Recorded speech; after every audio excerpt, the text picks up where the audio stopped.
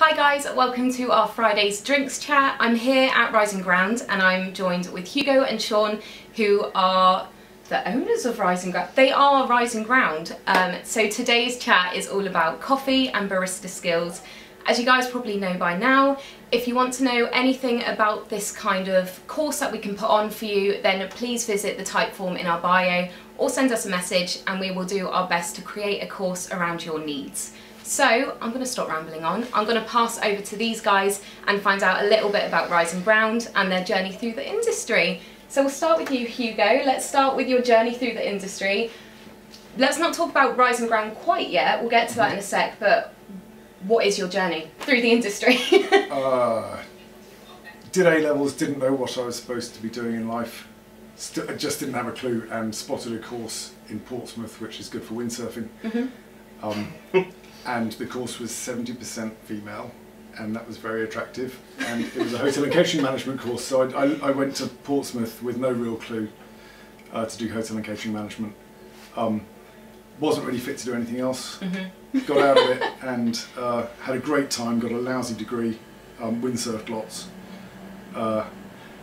Went to work in the Alps and in the Med as a windsurfing and sailing instructor. Nice. as a chalet girl, and then had to come back.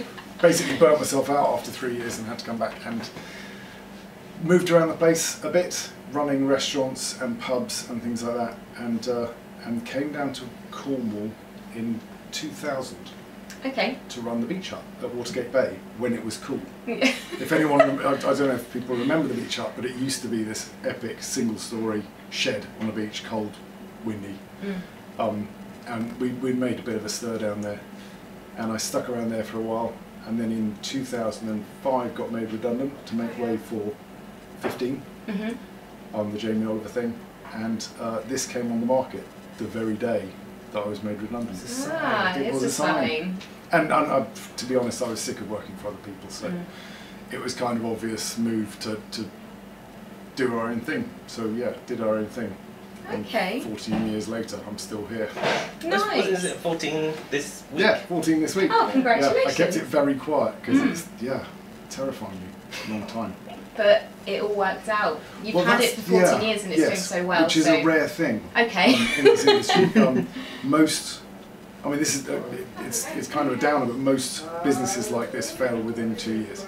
It's just an absolutely, 2/3 of businesses will be gone within a couple of years because the people who are doing it just haven't done the right thing. They haven't picked the right thing.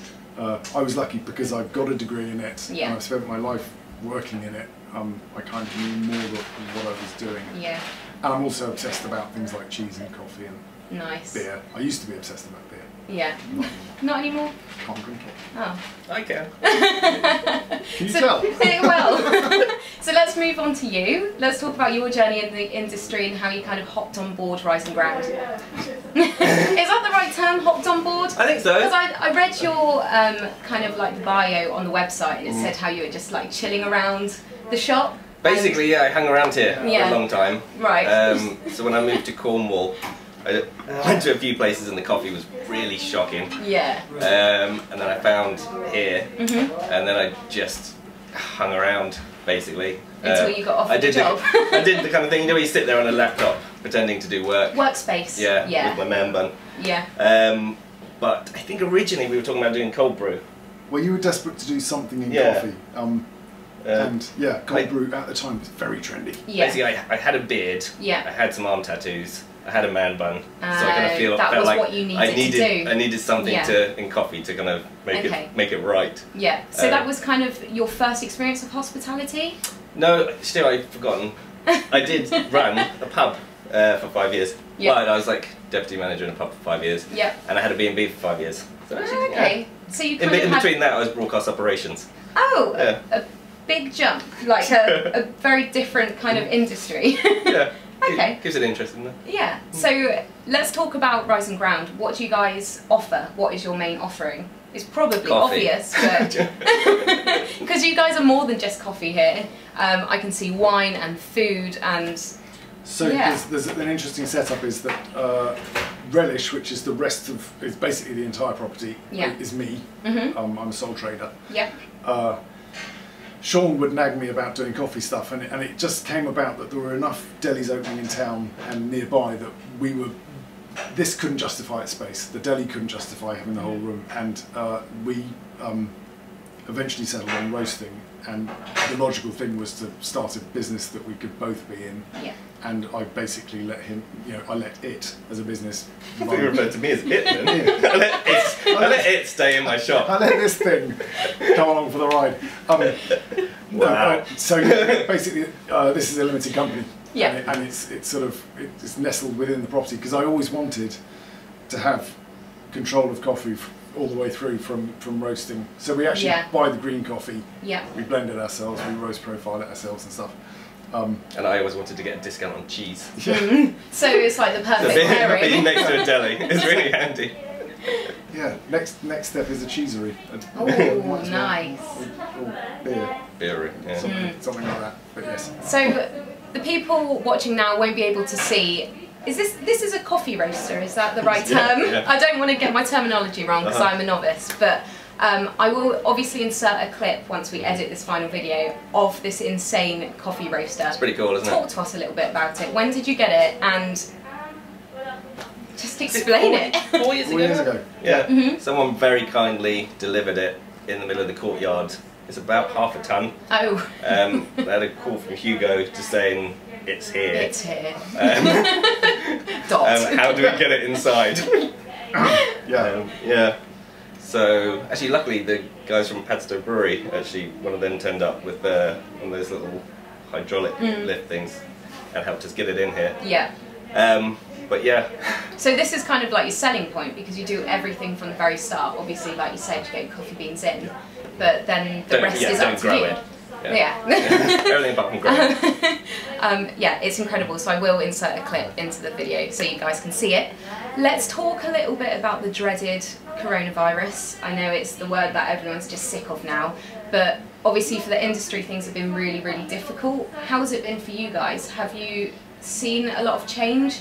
Have you still been open, kind of offering coffee? What has it been like for you guys? I think there's definitely a shift to online, whereas most of our trade is like cafes and restaurants and things, so that's like the bulk of it. Yeah. And it's a very different process going from like doing someone an 8 kilogram bucket to 16, 32, 250 gram bags. Yeah. Like we stayed open the whole time. I used to roast on a Friday to keep you company in the deli. Lonely old world. Yeah, it was nice to see someone. Yeah. Like that was lockdown 1, where it was like, the original lockdown. Yeah, the OG one. Yeah. It's nice to get out of the house, to be honest. Yeah. So you still kind of stayed pretty active with what you were doing here, and nothing kind of came to a halt for you.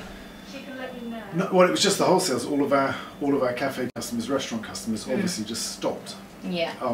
And when you've got 2.5 tons of coffee waiting to be roasted, and suddenly you'd be an indefinite, you're just not going to open again. It was a bit alarming, but the government did throw a lot of money around, which was really appreciated. Yeah. And they looked after the staff, which was massively.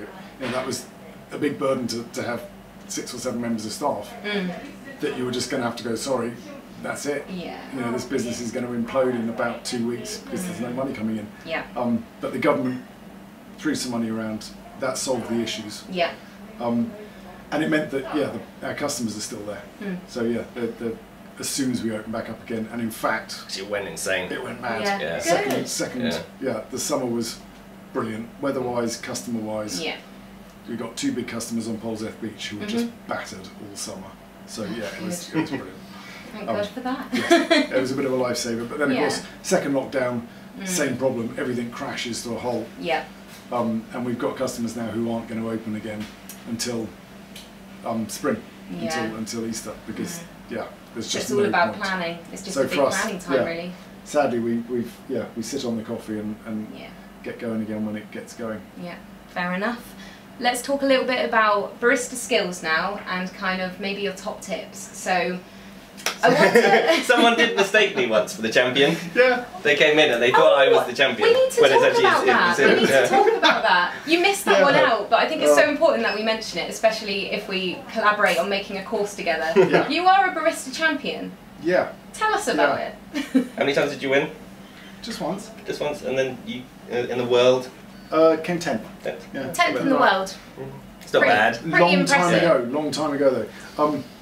I've always been a bit obsessed about stuff, so when I was looking after beer and running pubs, it had to be the most immaculate beer. Yeah.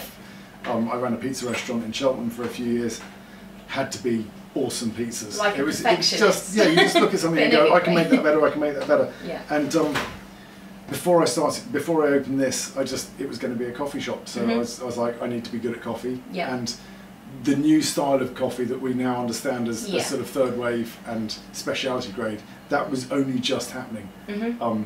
There were probably about 20 people in the country who actually knew what they were doing. I think 5 of them were in Wadebridge. And yeah, at one point we had this ludicrous situation that there was myself and one of my staff who had come in the sort of top 5, and then a chap called Tristan who's got a few businesses around here. I think he managed to come 3rd in the UK Championships, but the concentration in Wadebridge was just absurd because everyone was like, oh, it's all in London. And I was like, no, it's not. It's in Cornwall. It is right here. But I did the sort of standard thing of I turned up at my first competition. Origin Coffee were helping me then. They were my coffee supplier. It was all new. I turned up at my first competition, did okay, came 6th in the UK. But like I said, there weren't many of us about. It was just a handful of us. Second year, I came 3rd and went to Russia. Wow. To compete in a European Coffee Championships, which was brilliant because we were then mixing with guys who were equally obsessed. Yeah. And we were taught roasting, we were taught all sorts of bits and pieces, but did a competition in Russia, which was a hell of an experience in Moscow, with a chap who was the world champion. I was on the same team as the guy who was a world champion called James Hoffman, who's got Square Mile Coffee Roasters in London. He was the guy that originally blew my mind when he made a coffee for me and went, like your inspiration and kind of what you looked I turned up like a nerdy new boy and he showed me how to dial in a grinder properly, and just watching what he was doing was just like, oh, okay, that's how it's done. Yeah. And then he did magic things with the milk, and I was just like, I can't do that. I did the competition and did all right, but yeah, so second year came 3rd, and then the 3rd year, snuck in and won. Got to go to you want it. You're being too hard on yourself. You want it. And went to Copenhagen to represent the UK, and I was out of my league. I was completely out of my depth. It was surreal how good people were and how trained they were. I basically won the UK, came back to run my business, practiced twice, and then flew out to Copenhagen. Yeah, so almost like taught yourself. I had to, because it wasn't the internet wasn't what it is now. I couldn't watch what other people were doing. Now you can watch every competition in anywhere in the world. Yeah. But I ended up coming 10th, which was respectable. And then came back and ran my business. But the interesting thing was I was one of the few working baristas that actually had a business. Most people work for big companies, and that's very much happened since back then. That baristas who win competitions need support because it's thousands of pounds of basically burning coffee and kit to get there. And I'm glad I did it when I did, because I wouldn't have the energy to do it now. Yeah. But yeah, as a result, this place got on the map a bit. Yeah. Learned a few things, and I carried on learning for about 3 years after that, and got better and better. I suppose the skills keep changing as well, and like the trends, and we'll move on to that in a minute about the trends and how things change through the years. So I suppose you almost have to keep yourself educated with fresh ideas, don't you? The best thing has been the equipment. The development in grinder technology, espresso machine technology, it's so different from when it was back then, but I learnt on rubbish machinery. Yeah. So I learnt how to do it properly, if you like. Yeah. And now I've got an all singing, all dancing machine. It's built in Monte Carlo. You can program everything on it. Yeah. And it's lovely. Makes it easy, but it means that I can step away, and I know that my baristas will still do amazing coffee because I've got a $2 grinder that just produces beautiful coffee. Yeah. And it's amazing that people can buy your coffee as well and like use it at home as well, which is like, you know, it's not just coming into your shop and buying coffee, but they can have that experience at home with your coffee as well. The interesting thing is you can't replicate what we do on £10,000 worth of equipment with 15 years experience on your little gadget at home. It's just like a little taste of it. It is nice to be able to showcase it. Yeah. It is. It's lovely when people come in and they said, "Oh, I've got an espresso machine and it's cost me 400 quid." I'm like, okay, great, good start. Got a grinder? Standard. No grinder. I mean, it's like everything. People are learning fast. Coffee geeks, people who know what a good coffee is, the numbers are exploding now because everyone's realised that there's a different thing between your bog standard supermarket coffee. It's cheap coffee that's dark roasted. It can be really unpleasant and it's invariably stale by the time you bought it, compared to something that, you know, I'm selling bags of coffee today that Sean roasted. Thank you. Finally, my moment to shine. Sean roasted. Sean is the roaster. I'm the master roaster. Master roaster. Self-titled. Yeah. But yeah, people are now appreciating fresh coffee and also fresh, good origins as well. Yes. We've got an extraordinary coffee from Congo and a brilliant Nicaraguan and stuff that most people will never have tasted a coffee of that quality. They don't get a chance because they think Starbucks is it. Yeah, it's like the big corporate kind of businesses take over, don't they? And it's like you can get such insane quality from these small businesses. It's just, you just have to find them. It's absolutely tragic that people... So Starbucks did us a favour by making espresso coffee and stuff like that, a thing. But their coffee's awful. I mean, there's no nice way of putting it. Even their good coffee is awful. They can't possibly, as that style of business, do what we do. Yeah. They can't work on our margins. They've got enormous. They're like massive corporations. They have the best spots on the high street. They are the McDonald's of the coffee world. And if I was to be blunt about it, they buy bad coffee. They dark roast it so that it's bitter, but it actually roasts dark enough that it takes away the fact that it tastes cheap. Yeah. But if they sell you a bitter coffee, you want sugar in it, so they sell you a hazelnut syrup for 30p. And you've walked out spending 30p on sugar to balance out the bitterness of a bad coffee. And you think it's good because it's like a pint and a half. And that's the problem, is that they learnt upsizing, the supersizing thing. And people think value is the size of the cup.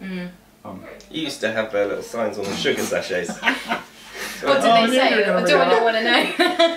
No, so if you ordered a coffee and then you were allowed sugar, but there was like a little snarky little sign on it. But not a true coffee taster. I tried you can have coffee if you want. That's right. I do think people get used to it though, don't they? Your kind of normal, well, not normal coffee you have somewhere else, which will take 2 sugars to take the horrible flavour away. Yeah. And then you get used to that level of sugar. And then you go somewhere who's doing it properly. You know what, we were talking about this last time we popped down, because I normally have sugar in my coffee. I slapped it out of your hand. But I had one without sugar, and it was so good and so much nicer without that sugar, because it was good coffee. And like I was saying, I'm a coffee novice. I don't go around trying all of these different coffees, but I'm like swayed, and I always have your Foundry one at home now because it's my go-to. So yeah, it swayed my opinion on coffee, and I think everyone needs to try decent coffee without sugar and again without milk. I'm now having black coffee, and it's great. It's healthy then. Wow, is it? Yeah. Sure. Oh. Yeah. Except for the jitters. Not so healthy. You're meant to drink it by the pint. Well, that's true. But yeah, the sweetness thing, coffee should have a little bit of bitterness in it because it's an adult's drink. Yeah. There's a reason we like Campari. But it should have a bit of bitterness, but it's got to be balanced with sweetness. But if you do the milk right on a flat white, it's very sweet. Yeah. And if it's good quality coffee, it's already got sweetness in it. So you end up with quite a sweet drink. And if you add sugar to it, it ruins everything about it. It takes it so far out of balance that it's an unpleasant, it's basically you're drinking a sweet, rather than having a grown-up drink, adult drink. Sorry, I'm ranting against. No, it's okay. It's very interesting, and it is something that we can cover if we do this course, because it's the kind of things that people don't really realise. They just think make kind of a standard sugary coffee with latte art on the top and you're done, but it's not all about that. There's a nice thing that you can't polish a turd. Yeah, well, yeah, exactly. And the problem with the latte art thing is everyone wants to do the pretty patterns, but they forget about the coffee. They can do it on rubbish coffee. And yeah, you watch someone massacre a coffee and then pour a pretty pattern on it, and they're like, "Oh, I'll take it over." I'm like, no, you're not. Because it's Instagrammable. Yeah, exactly. Yeah. I once was practicing my latte art, which isn't very good, and Hugo was outside, and so I was steaming the milk, and I just said, "No!" Just because it was like the wrong sound. Because you know, that's a good thing. That's the kind of level he's working at. That's good. But you can hear when someone's good at what they do. Yes. You can hear it in the way they're texturing the milk. Shouting at people. The first one I ever poured. To help you. The first one I ever poured. It's a learning experience. You stood over me with your camera going. That's not the way to learn. Yeah. We'll talk a little bit more about skills in a second and kind of trends. But what are your plans? Do you have kind of future plans for where you want this business to go? Do you have any plans, or are you kind of keeping to what you're doing? Any new variations that you're thinking about coming along, or? So we just need to gently expand, and yeah, there's also the cheese counter is helping in that front. But we're not ones to chase down any old business. We're not trying to bang on doors and say buy our coffee, buy our coffee. We're not into that. So everyone that has come to us has come to us because they like what we do. And we're not. We've still got plenty of space before that becomes too small a coffee roaster. Yeah. And the initial plan had been to get this, run it in here, and then when things got busy enough, an industrial unit with a big roaster. That's varying a bit. We're sort of. Yeah, I think at the level we're increasing at the moment, we're in control of it all. There's no suddenly kind of like there's no panics because we're just growing at a nice rate. Yeah. I think there's always that panic of kind of suddenly going from one level to like up here. Yeah. And then kind of losing control of quality and stuff like that. Whereas at the moment everything comes out great. Well, there you go. Do you need to do much more? Let's talk about trends now. So are you seeing any new trends coming along in terms of the coffee world, or maybe to do with your particular in Cornwall coffee? Or in Shoreditch? Let's go with both. What are does it differentiate between places about the kind of coffee you're going to get? Well, I kind of think if you're in Shoreditch and you get like a shot of a natural, and then everyone's like, "Oh, that's lovely." I think in certain places you'll go and they'll get a natural and then they'll stick milk and sugar in it and go, "Ugh, that's disgusting." Yeah. So you kind of got to balance that a little bit. I suppose you just got to find the market you're in. Yeah. Yeah. Much more interest in single origins happening. So most of our coffee that we sell is a blend. Yes. It's a blend of 3 coffees. We do another blend that's a blend of 2 coffees, and they have different processing methods. People now hunt down single origin coffees, so they come from a specific farm or a specific wash station. So in the same way that a wine has terroir and it comes from the chateau or it comes from a region, you know, Tesco's claret could be anywhere in that region. Whereas, you know, Chateau Lafite Rothschild. Cool. Just keeping a list. Yes, people have to know. But single origins, you can have exquisite coffees that come from. You can actually get micro lots where it's come from a particular side of a mountain. It's been processed separately. Yeah. It's got distinct characteristics. They can be delicious. Most single origins aren't delicious, which is why they go into blends. But you know, the Congo coffee we've got, the Nicaraguan coffee we've got, they're on their own outstanding coffees. And people actually come in and say, "Have you got single origin? You know, what single origins have you got?" They tend to be much more interesting in the sense that you can buy a bottle of claret and it's okay, but if you buy something from a specific chateau for a specific year, you'll get something special. Yeah. And people start to appreciate it. They realise that there's nuance in the flavours and textures of drinks. So yeah, that's a bit of a trend. Yeah. Natural processed coffees, when I first started, were just not a thing. Whereas natural processed coffees now are more a sort of integral part of every good blend. Yeah. They like the fruitiness and stuff. But yeah. To be honest, yeah, I agree. When it comes to trends, I'm not really good at trends. I'm usually 20 years behind everything. Sean's more. He's only just got a trilby hat. Let's talk about a tip now from kind of your point of view, but also a consumer's point of view. So if I was to go into a coffee shop, for example here, what advice would you give me to make sure I get the best out of the coffee that I want to order? To drink on the spot, as in getting a barista to do it? Yes. I tried this as an experiment. Before I opened this place, I went round to all the places that I knew had reputations for good coffee, and I was that idiot who went, can I have a really good espresso please? And I just watched them butchering shot after shot after, and this is places that had really good reputations. And it was clear that it was all about the barista. When you got someone who knew what they were doing, you could see that they knew what they were doing, and you got an amazing shot of coffee. And that's the biggest thing, is to know where to go. And it's harsh, but there are lots of places where you just shouldn't go for coffee, no matter how Instagrammable or anything they are. Also, if you go in and ask for a flat white and an espresso with a clipboard, you'll get a good one. Because they'll think you're an inspector and they'll try really hard. Okay. That's actually that's. I wonder if anyone's thought of that. I do that quite a lot. I did it once. I can't remember what the place was called now. But you know when you keep seeing people going. And kind of looking at their staff like. His beard was much more. You know, it's a bit short now. Yeah, you're looking quite trim now, but yeah, the beard was very, and the man bun was That's too much. So it was just, I'm not going to say it, but yeah.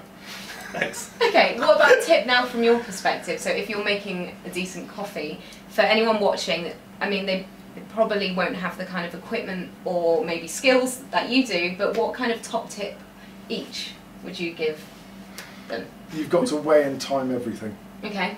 Is that accurate scales, know what's going in, know what's coming out, and do it in the right time scale. And that's, I run everything on, I tend to run most of my coffees on flow rate. And you can see when it's doing the right thing. You can see when the good stuff's coming out of the coffee. And then temperature. It's massive. The English have this weird thing, they like to sit and look at their coffee cup for about 10 minutes before they take a sip. So they like you to overheat it. But milk has a specific sweetness point. And if you go hotter than that, all the sweetness disappears. That's a good way to trigger a barista as well. Just say extra hot. Yeah. I now know the people who like it, and they know to tell me to make it extra hot, but drinking temperature, so that you can put it down in front of someone and they can take a sip instantly, and they won't burn their mouth, and they'll get a delicious coffee. And as a consumer, I completely would agree that that's what I would want, because there's nothing worse than taking a sip, it burns your mouth, and you can't taste your coffee or your food for the rest of the day. Well, then that's useful in some places. Yeah, well, if you're choosing the right places, you kind of want to be able to taste, you know? What about you? Do you have a top tip for maybe roasting, or? Well, I was going to say for coffee, I just know your level. Yeah. So, like, don't get the Gaggia for £400. Just do it nicely in a cafetiere if you want, or do a pour over. Just don't try and recreate what he's doing on a 10-gram machine. So, like, try and perfect with what you're comfortable with. Essentially. Yeah. Okay. I know, like, you're using a cafetiere. If we stuck an espresso machine in your house. Can't go that wrong, can it, with a cafetiere? I did watch a YouTube video on it before I did it, just to make sure. But it's been getting better each time I've done it. So, thank you guys so much for chatting to me today about coffee and barista skills. If you guys are interested in a course to do with this, then please let us know. There is a type form which you can let us know the kind of content that you'd like included. It is all on a fully funded basis, so please let us know, and we will do our best in 2021 to accommodate.